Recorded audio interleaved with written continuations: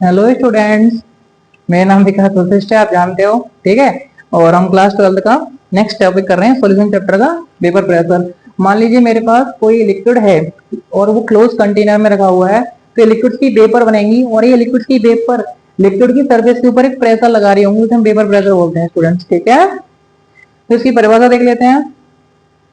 The pressure, the vapor pressure may be defined as the pressure exerted by the vapors of the liquid surface in equilibrium with the liquid phase at a given temperature।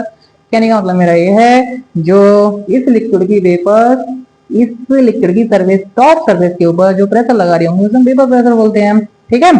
और ये vapours equilibrium में होंगी किसके साथ? Liquid phase के साथ में, जो आपका इसके अंदर लिक्विड भरा हुआ है एक गिवन टेम्परेचर पर।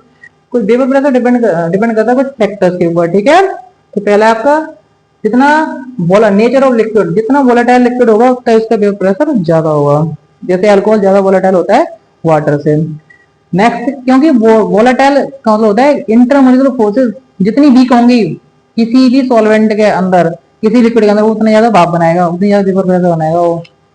टेम्परेचर जितना ज्यादा टेम्परेचर होगा उतनी वेपर प्रेशर ज्यादा बनेंगी। नेक्स्ट है राउट फ्लो।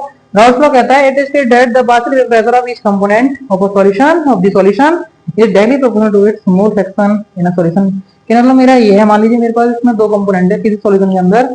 ठीक है। मान लीजिए मेरे पास कोई दो कंपोनेंट है। ठीक है। ये क्लोज कंटेनर है, तो इसमें ए कंपोनेंट भी होगा, इसमें बी कंपोनेंट भी होगा।